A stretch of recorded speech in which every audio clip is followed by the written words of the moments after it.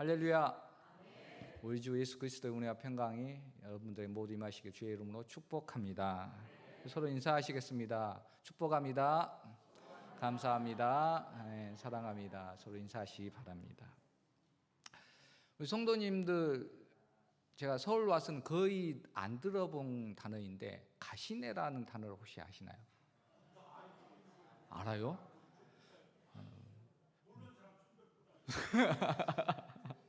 이 단어가 이 전라도와 경상도 이 삼남 지역에서 이 방언이에요. 그러니까 전라도 사람하고 경상도 사람이 많다는 얘기죠. 우리 교회에도. 서울 말은 아니에요. 이게 방언입니다. 그래서 뜻은 아시죠?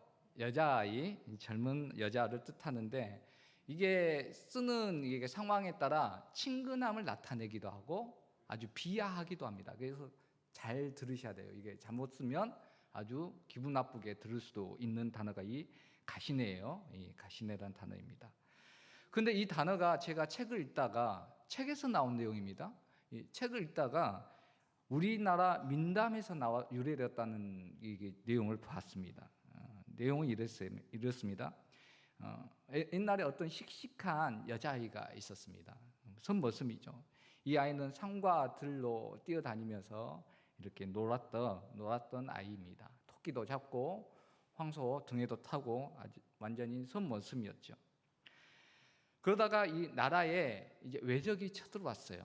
외적이 쳐들어왔으니까 이제 청년들이 전쟁터로 다 끌려가지 않겠습니까? 그래서 이제 전쟁터로 다 끌려가는데 이 여자아이도 자기도 이렇게 용맹하게 전쟁에 좀 참가하고 싶다. 남자애들처럼 청년들을 따라가서 이렇게 전쟁터에 나아가게 됩니다.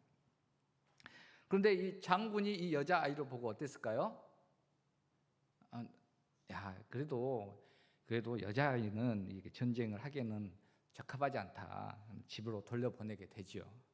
아무리 칼을 잘 쓰고 활을 잘 쏘아도 이 소용이 없었습니다.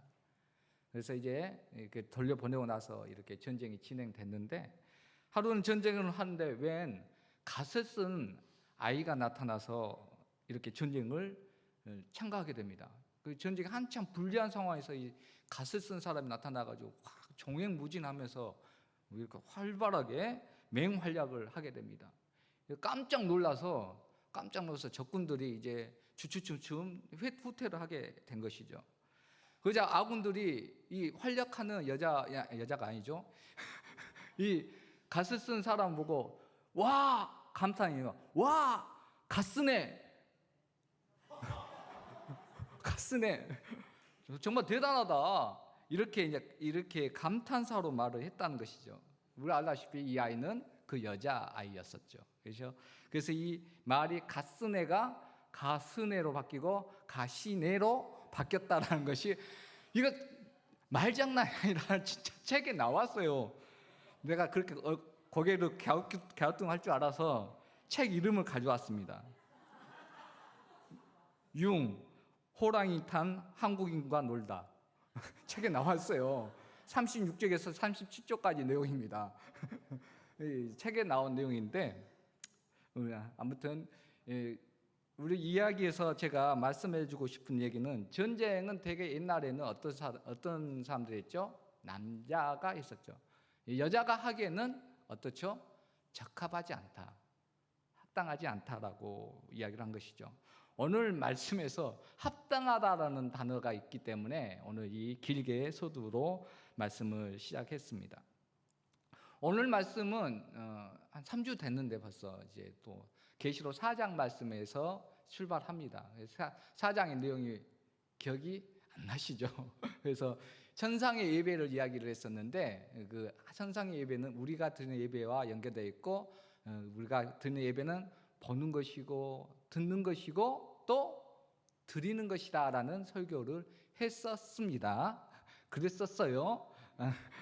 오늘은 그 2탄인 것이죠. 5장도 계속 이어져서 천상의 예배를 이 요한이 보는 상황에서 이 말씀이 진행이 되고 있습니다. 그래서 오늘 말씀을 통해서 우리의 예배에서 예배에 합당한 것이 무엇인지 우리가 함께 살펴보고 또 우리가 예배를 드린다는 것의 의미와 그 예배의 영향이 어떤 것인지를 우리가 제대로 깨닫고 그것으로 말미암아서 우리가 합당한 예배자의 삶을 살 수 있도록 기도하는 시간이 되기를 주의 이름으로 축복합니다. 첫째로 우리가 오늘 말씀을 통해서 우리가 확인해 볼 수 있는 것은 예수님은 두루마리의 이늘대기에 합당하신다라는 말씀으로 나와 있습니다. 두루마리의 이늘대시는 분입니다. 천상의 예배를 드리는 상황이에요. 요한이 이제 천상에 올라가서 환상 중에 예배를 드리는데 요한이 보좌에 앉으신 하나님께서 오른손에 안팎에 글이 써진 일곱 인으로 봉해진 두루마리를 손에 쥐고 있는 것을 보게 됩니다. 이 책의 내용이 어떤 것이냐 하면 에스겔서 2장 10절에 나와 있는데요.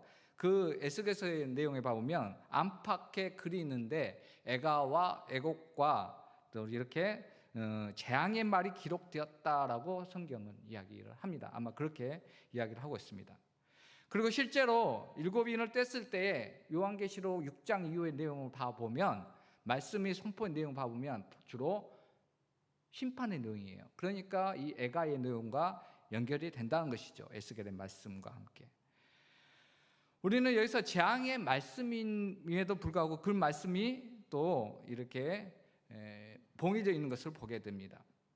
그런데 요한은 이 두루마리를 펴거나 보기에 합당한 자가 없었기 때문에 크게 울었다라고 합니다.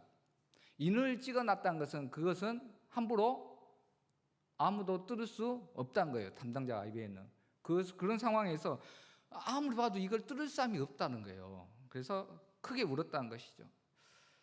그래서 우리가 한 가지 좀 짚고 넘어갈 부분이 있는데, 아니 왜 요한은 재앙의 말씀인 줄 몰랐겠죠. 이 재앙의 말씀인 줄도 몰랐겠지만 물론 그럼에도 불구하고 나중에 알지만 이 재앙의 말씀임에도 불구하고 그는 이 요한은 인이 떼어지기를 말씀이 선포되어지기를 원했을까요? 그것은 하나님의 말씀이기 때문입니다. 저번에 우리 윤 목사님도 이야기를 했지만 이 말씀이 얼마나 귀한 건지 심판의 말씀도 그 자체로 엄청난 가치가 있고 말로 표현할 수 없다는 것이죠. 에스겔은 재앙의 말씀이 써진 두루마리를 먹었더니 입에서 꿀과 같이 달다라고 말씀합니다. 요한은 이처럼 하나님의 말씀을 사모한 것이죠. 말씀이면 족한 거예요. 재앙의 말씀이든 하나님의 말씀이면 나를 즐겁고 내 마음을 기쁘게 한다는 것을 오늘 우리의 영혼은 그것을 알고 있습니다. 요한처럼 어떤 하나님의 말씀이라도 비록 그것이 나를 징계하고 또 이렇게 권면하는 말씀이라 할지라도 간절히 사모하는 저와 여러분이 되기를 예수님의 이름으로 축복합니다. 이렇게 울고 있는 요한에게 이제 한 장로가 나타나서 말을 해주죠. 그 천상의 예배 중 상황에서 5절 말씀 함께 읽어보겠습니다. 우리 5절 시작.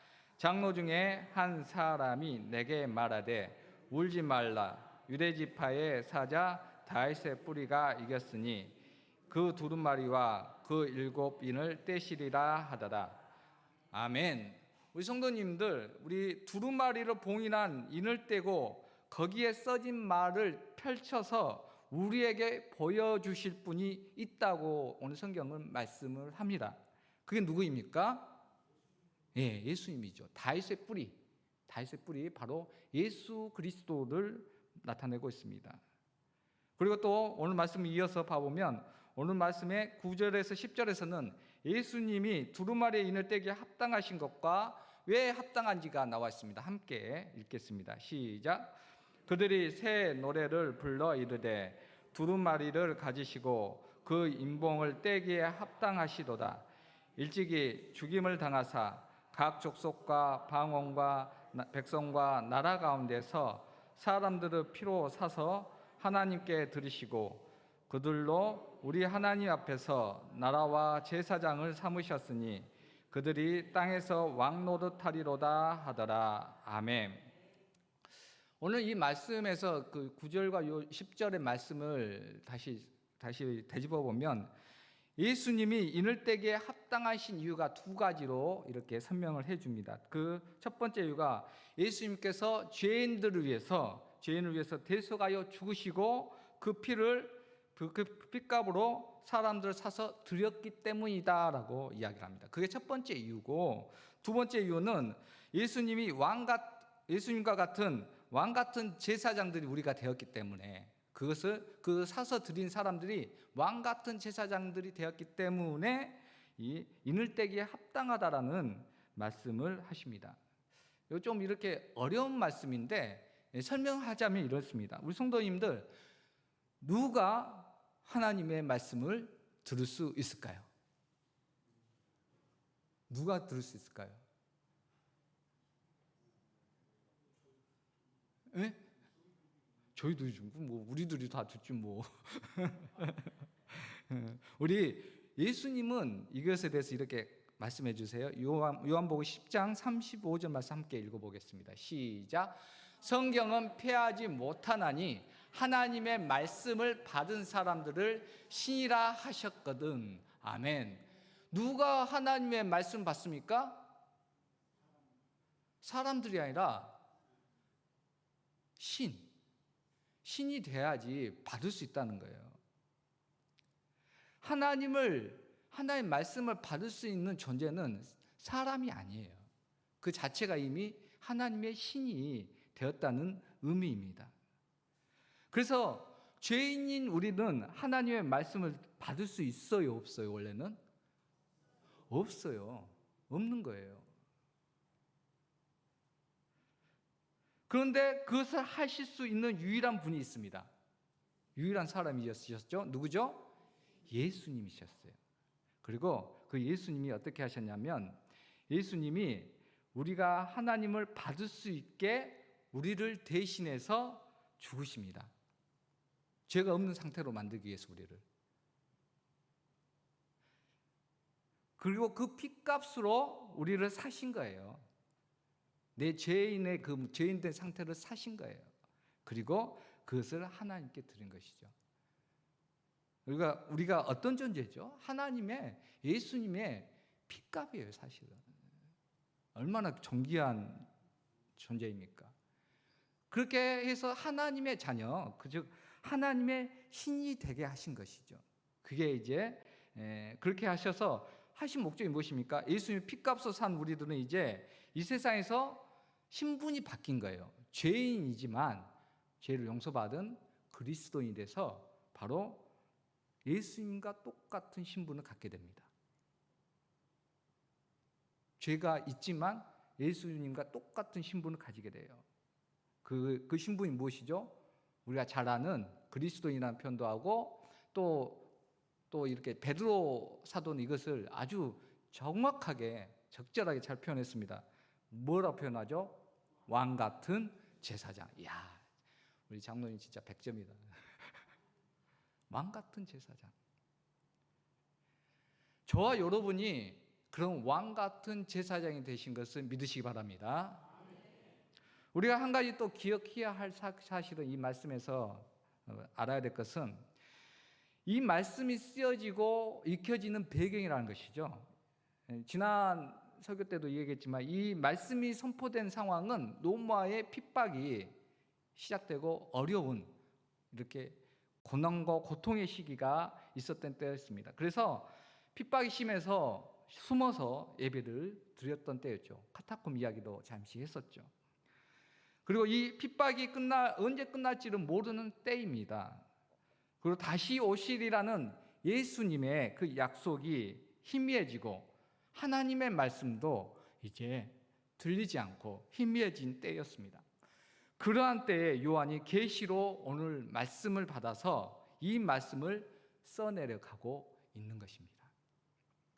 핍박과 고난 중에 있는 성도들에게 그들을 위해서, 나를 위해서 친히 십자가에 달리시고 죽으셨던 그 예수님께서 이제 나에게 다시 두루마리를 펼쳐서 말씀을 전해주기를 원하신다는 것이죠.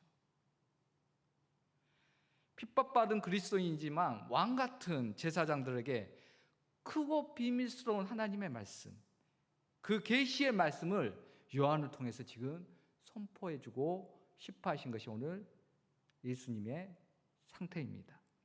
사랑하는 우리 성도님들, 오늘 우리는 천상의 예배를 잇는 예배의 자리에 지금 있습니다. 천상과 지상의 예배, 지상의 예배에서 우리가 드리고 있는 상황입니다. 그리고 모든 예배에는 하나님은 우리에게 신비하고 비밀스러운 하나님의 계시의 말씀을 선포해 주세요. 하고 싶은 말씀이 얼마나 많겠어요. 자기의 사랑을 핏값으로 사신 그 자녀들에게 예수님이 하고 싶은 말씀이 있어요. 그런데 그 말은 누가 들을 수 있습니까? 누가 듣나요? 그걸 알고 있고 믿고 있는 우리, 예수님을 믿는 하나님의 자녀된 우리, 왕 같은 제사장이 된 우리가 바로 그 대상이라는 것이죠. 그리고 그 하나님 말씀을 들을 수 있게 봉인된 두루마리를 떼시는 분이 바로 누구입니까? 바로 예수님이시라는 것이죠. 천상의 천사가 아닙니다. 목사가 그 인을 뗀 게 아니에요. 목사는 대언자예요. 대언자. 떼신 말씀에 대한 그것을 선포해 주는 대언자예요. 하나님의 아들 우리 주 예수 그리스도께서 두루마리의 인을 떼기에 합당하심을 우리는 믿습니다. 매 예배 때마다 우리를 위해서 말씀의 인을 떼어주시고, 그리고 신비한 말씀, 그 신비의 말씀을, 계시의 말씀을 펼쳐주시기에 합당하신 우리 주 예수 그리스도를 온전히 믿는 저와 여러분이 되기를 예수님의 이름으로 축복합니다. 둘째로, 예수님은 새 노래로 찬양하기에 합당하신 분입니다. 두루마리의 인봉을 떼신 후에 떼신 하나님께 우리는 찬양과 영광을 돌림이 마땅하지요. 그렇죠? 4장에서 보면 하나님의 보좌에 둘러선 네 천사가 밤낮으로 하나님을 찬송했다라고 말씀이 나옵니다. 거룩하다, 거룩하다, 거룩하다. 이렇게 세 번 외치는 그 삼성송의 천사의 찬송이 있었습니다. 뒤이어서 보좌에 둘러선 24장로들의 하나님을 찬양합니다. 그리고 오늘 5장에 이제 넘어와서 새로운 찬송을 하게 돼요. 4장과 5장에 나와서는 새로운 찬송을 하게 됩니다. 5장에서는 어린 양 우리 주 예수 그리스도께서 하나님께로부터 인봉이 된 두루마리를 받자 네 생물과 24장로가 천상에서 찬양을 하는 내용이 나오죠. 그것이 바로 우리가 읽은 9절과 10절의 내용이에요. 천상에서 어떻게 천사와 장로들이 찬양을 하는지 우리 함께 읽어보겠습니다. 9절에서 10절입니다. 시작. 그들이 새 노래를 이르되 두루마리를 가지시고 그 인봉을 떼기에 합당하시도다. 일찍이 죽임을 당하사 각 족속과 방언과 백성과 나라 가운데서 사람들을 피로 사서 하나님께 드리시고 그들을 우리 하나님 앞에서 나라와 제사장들을 삼으셨으니 그들이 땅에서 왕노릇하리로다 하더라. 아멘. 우리 주님이 구속사를 완성하기 전에는, 그러니까 4장의 찬송 내용은요, 찬송 내용을 자세히 살펴보면 무슨 내용이 나오냐면 하나님의 거룩하심과 하나님의 전능하심을 찬양합니다. 그래서 창조주 하나님 아버지에 대한 찬양의 내용이 주가 되는 것이죠. 그런데 이제 5장이 딱 넘어와서는 예수님의 구속사, 그러니까 구속사를 십자가로 완성하시고 심판의 말씀을 들으신 거예요. 지금 심판의 말씀으로 채워진 그 두루마리 책을 드셨을 때에 새로운 찬송이 저 천상의 예배에서 울려 퍼진다는 것이죠. 그리고 그 천상에서 새로 찬양되는 새 찬송의 내용은 우리 주님이 하신 놀라운 구속의 은혜와 그리고 예수님을 믿는 우리들이 왕 같은 제사장이 되었다는 사실에 대해서 찬양하는 것이 나오게 됩니다. 사랑하는 우리 성도님들, 우리 모든 모임과 예배 중에서 일어나야 할 사건이, 예배에 끊임없이 나타나야 할 사건이 바로 이 내용이에요. 이 찬양입니다. 새로운 노래인 것이죠. 새로운 찬양이 울려 퍼져야 된다는 것이죠. 예배. 예수님의 놀라운 구속의 은혜를 우리는 예배를 통해서 찬양하는 것입니다. 그리고 왕 같은 제사장으로 우리를 새롭게 해주신 예수님을 찬양해야 합니다. 우리 예수님은 이 땅에 모든 교회에서 항상 새 노래로 찬양받기에 합당하신 분이심을 잊지 마시기 바랍니다. 이것을 기억해서 매 예배 때마다 나를 구원해 주시고 나를 왕 같은 제사장으로 삼아주신 예수님을 항상 찬양하기를 쉬지 않는 저와 여러분이 되기를 예수님의 이름으로 간절히 축복합니다. 마지막 세 번째로, 우리의 새 찬양은 온 세상에 퍼져야 한다는 것입니다. 찬양받기에 합당하신 우리 예수님은 우리 교회에서만 찬양 받으실 분이 아니라는 것이죠. 우리 요한은 9절에서 10절로 시작된 새 찬양이 계속 크게 그 천상에서 확장되고 퍼지는 것을 이렇게 시각적으로 보여주게 됩니다.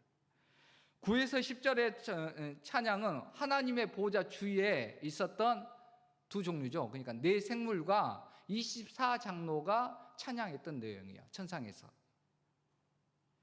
그리고 이 찬양을 하는 것을 보고 들은 요한은 이제 눈이 더 넓어져서 뭐라 하죠?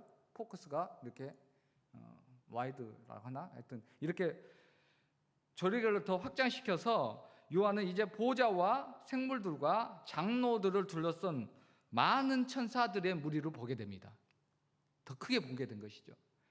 그 수가 오늘 말씀 봐보니까 수가 만만이요 천천이라고 표현하고 있습니다.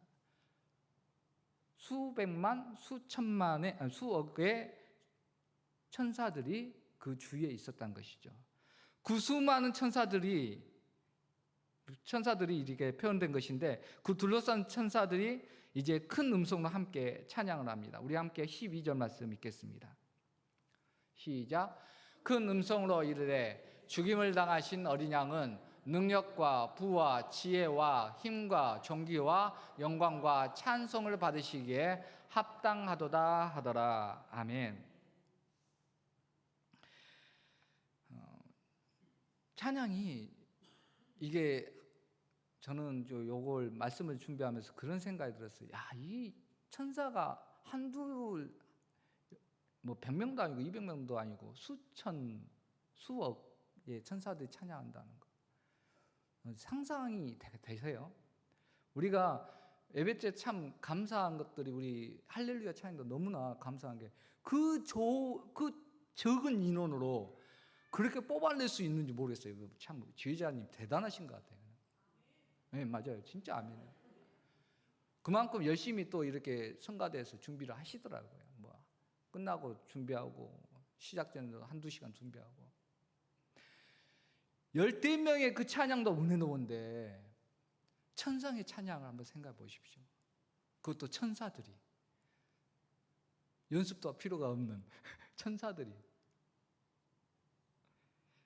어마무시하지 않겠습니까? 그런데 그 놀라운 찬송이 천상에만 끝나지 않는다는 것을 오늘 성경은 또 말해줍니다.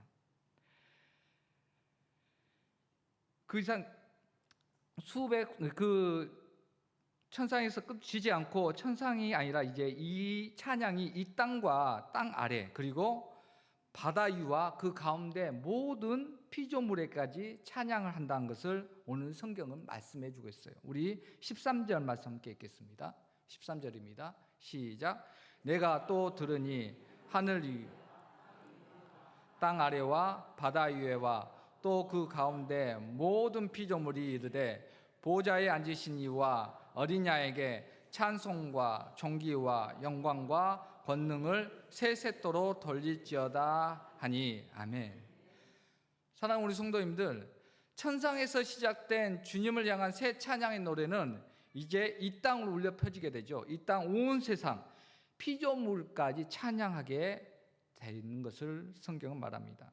사람뿐만 아니라 동물과 식물들도 우리가 알 수 없는 그들의 언어로 하나님을 찬양한다는 것을 오늘 성경을 말씀하고 있어요. 제가 어떤 은혜 받은 유명한 우리 이렇게 강사 목사님, 이렇게 부흥사 목사님 이야기를 들었는데, 자기가 은혜를 받았더니 새도 하나님을 찬양하고 나무도 하나님 찬양하고 모든 만물이 찬양하는데 찬양하지 않는 존재가 있더라는 거예요. 사람들.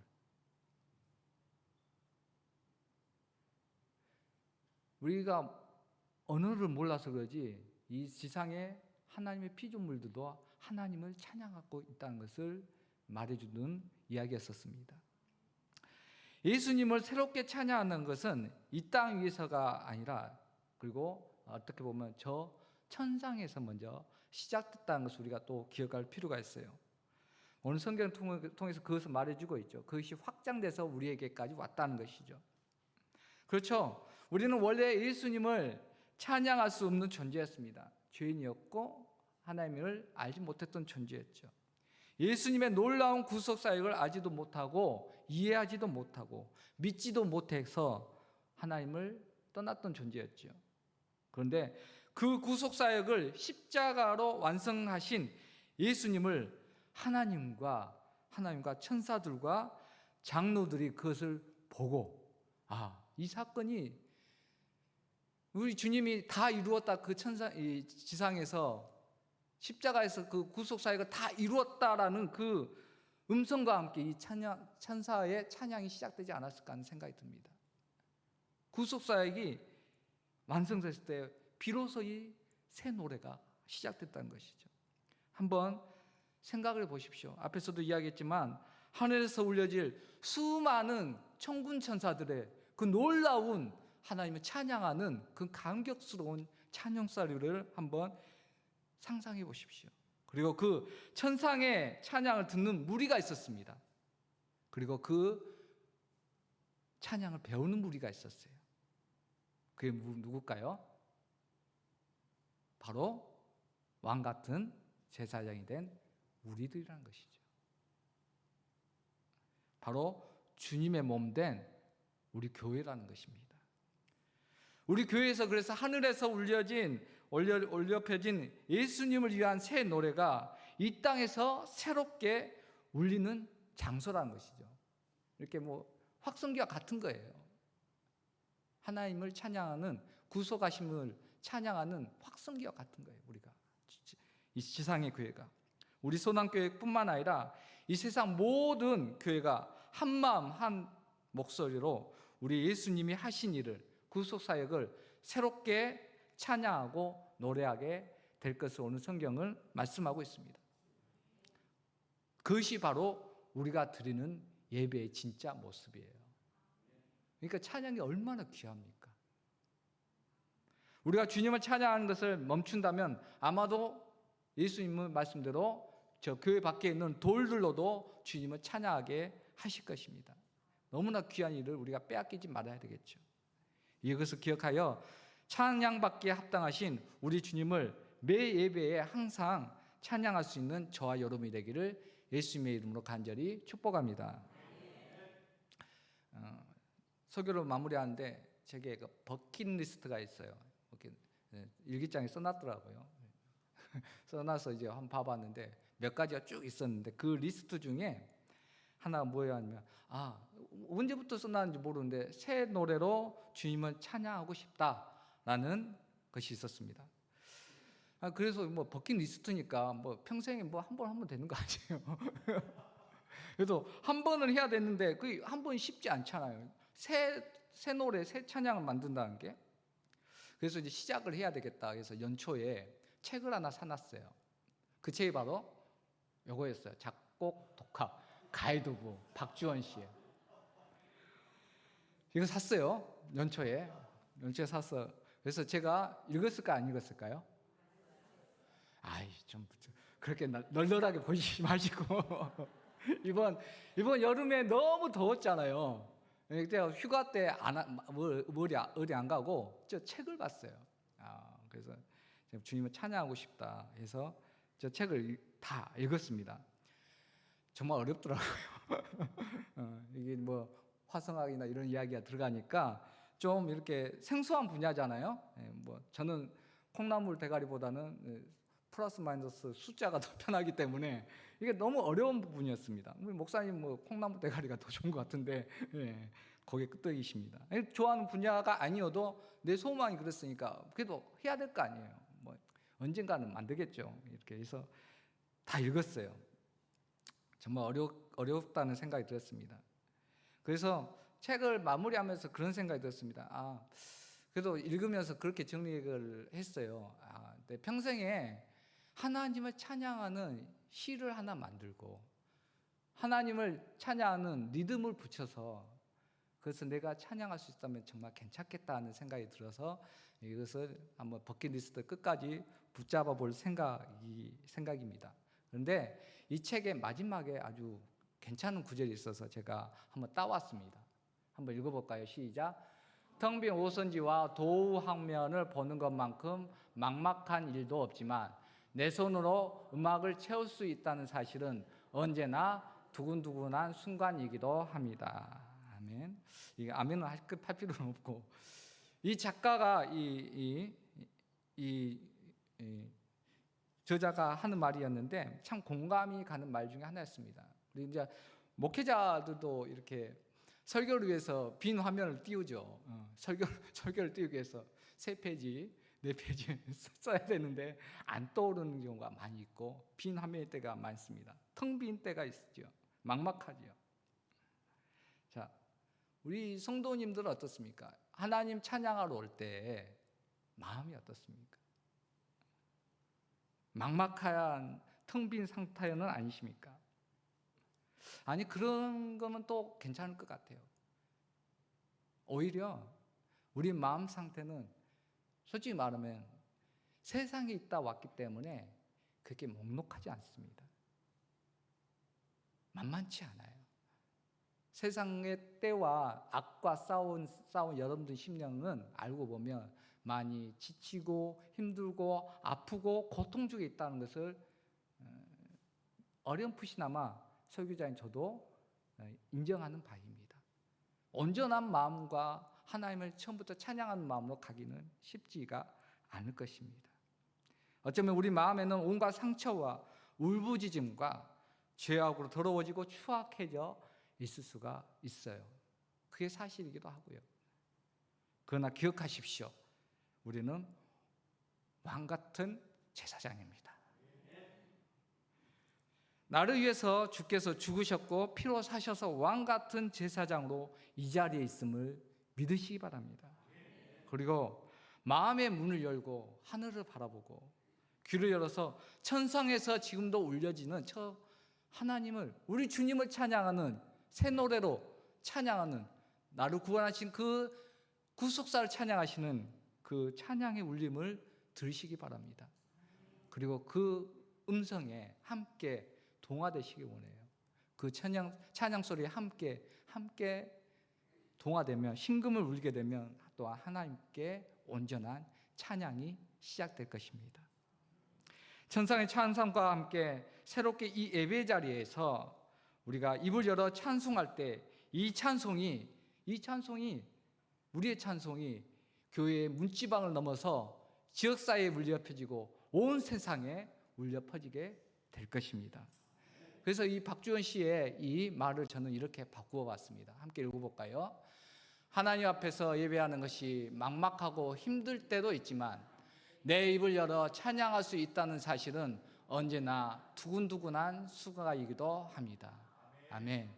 여러분들의 예배에 찬양하는 시간에 고백이기를 주의 이름으로 축복합니다.